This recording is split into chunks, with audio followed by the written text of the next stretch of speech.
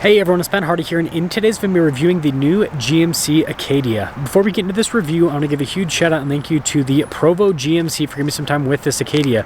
This particular one is still available for sale for the time being, so if you're interested, I'll include a link to the website in the description down below.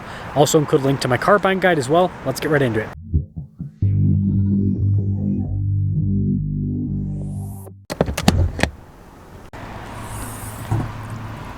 So under the hood we have a turbocharged 2.5 liter 4-cylinder that goes through an 8-speed automatic transmission. Fuel economy is 19 around town and then 24 on the highway, with power outputs being 328 horsepower and then 326 pound-feet of torque. Before we move forward with this review, I do want to mention, if you want to see more videos just like this, then I recommend you subscribe because I post content every single day. So starting with the hood, it's very similar to the GMC Sierra, funny enough, with the kind of like the design cues. I mean, look how it's raised there on either side. And look at these new C-shaped headlights with kind of the sequential thing. That's pretty cool looking. But again, kind of reminds me of the Sierra with the front end. And then you can see with the chrome grille down below. And then we've got some fog light action there at the bottom. And yeah, lots of chrome trim. This is a Denali, but there's the front end. Now we're on the side here. Our tire wheel setup is 255, 55, 20 in the front and over in the rear. And then you guys can see here with the wheels, you've got the silver finish there. And then you got these nice body painted fender flares. And then look at the chrome trim around the windows as well. Got the Denali badge there on the side. And if I take a few steps back, there's your side profile. This leads us to the key fob. If the camera will focus, lock, unlock, remote start, you got the opening for the hatch, GMC logo, pretty normal. And then popping into the rear, you can see there's a decent amount of space behind the third row. That's one of the big improvements with this generation of Acadia. It's a pretty big SUV in overall length. We've got this to throw down the seats. You can also raise them up for the third row, which is pretty cool. And then as for the second row, you can only lower them down. But yeah, kind of similar to like the Tahoe, almost like the previous gen Tahoe in terms of the space back here. It's crazy how big this thing's gotten. When you're all done, just press that and that will lower the hatch right back down. This is pretty interesting with this new taillight design. Kind of fancy looking. Yeah, look at that. They're going all out. Got the Denali badge. You can see Acadia all-wheel drive. And the exhaust tips, so many. You got 4 exhaust tips, 1 exhaust tip per cylinder in this thing. But that's the rest of the rear. Now taking a look at the door panel, you can see soft touch here, and then got like the wood trim cross stitching down below, and then more. It's pretty cool looking. Now we'll go over that seat in a second, but we've got the third row, which actually has pretty fancy looking seats. And speaking of third row, it's not like the most spacious thing on the planet, but I do fit back here. Looks like we've got some cup holders, a little USB in the back. But I will say headroom back here is actually pretty spacious. And this leads us to the second row where legroom's great. Got a little storage pocket. Got some cup holders. We have our own climate zone here, heated seats as well. And look at the seats. It's cool with all the trim there. And then of course headroom's solid. Now taking a look at the front door panel, you can see again with all of the nice trim pieces, that crazy stitching. It goes across all of our window controls, mirror adjustments that do power fold in. Memory seat functionality. You've got blind spot with the mirrors. Denali there, and then you can see with the design. Your adjustments on the side, and then we've got stuff like our drive mode, so I can see all-wheel drive to put it in that. Parking brake as well. And then look at this design here on the dash. It's like 3 different chunks. That's weird.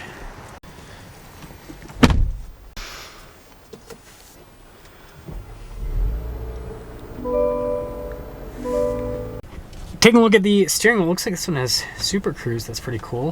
Heated steering wheel button on the steering wheel itself. Got practical controls there for the center.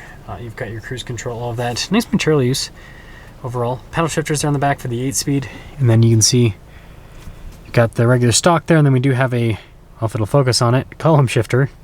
Full digital gauge cluster here in the center, and just like the new GMC Canyon, yeah, you can change depending on what information you want to see. I think that's pretty cool with the little animations they do there. Now this also comes with a 360 camera system, tons of different viewpoints. Wow. Yeah, there's quite a bit happening with that. And then as for the rest of the infotainment system, look at that. Quick response time. Easy to use overall. And yeah, you got stuff like the light controls built into this. Looks like this is kind of the way of the future, as they say. And then climate controls are accessible here at the bottom of the screen. So you can do all that. And you can see with the seats, heated and cooled seats with this. I mean, it makes sense, it's a Denali. And then I like how you've got some toggle switches here for the different items too, so that kind of makes it a little bit less screen everything. But yeah, that's a pretty good integration. Now this is really weird with the whole dash situation. I mean, look, it's just like abrupt, and this is what goes over the center gauge cluster. But yeah, and then it just abruptly ends. I don't know about that. It's like they had to raise the dash to fit these two things underneath it. It kind of looks like an afterthought. But yeah, you got that trim there. Glove box. Nice trim there too. This is interesting. Kind of reminds me of what you see in some of those like new house builds. Wireless phone charging pad. Got some cup holders here, and then this is nice with the trim on the side.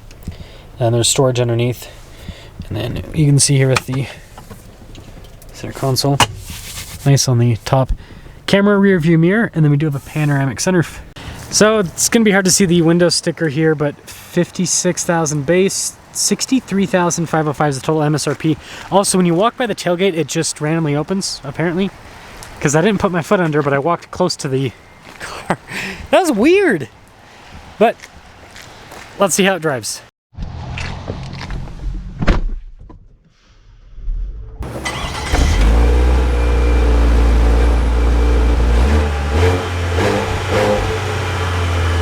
Well, let's talk about visibility before we set off. If we do the windshield wipers.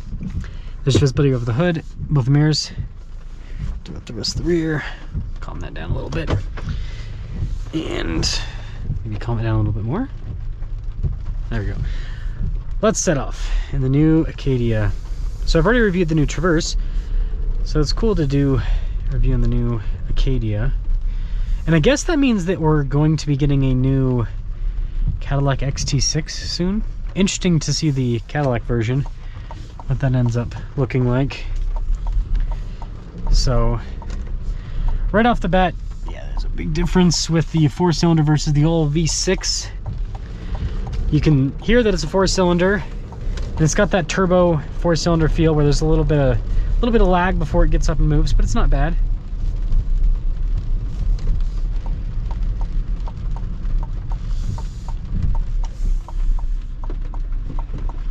Smooth so far though, I will say that.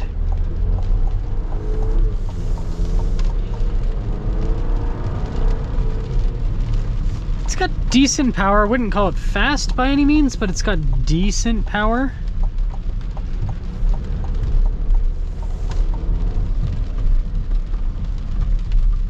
I want to get another acceleration in a little bit.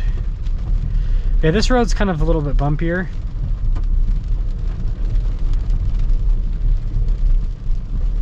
Suspension's really good in this new Acadia. It's a comfortable vehicle. So they've done a good job with the damping and all of that.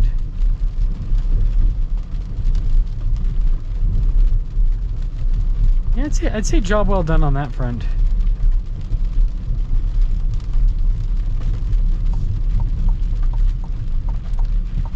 Smooth.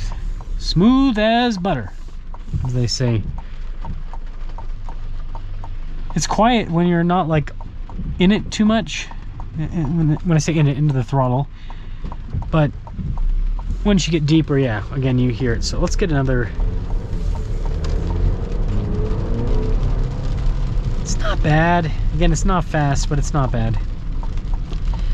So to sum things up, when you look at the styling of this and the interior and all that, it's nice.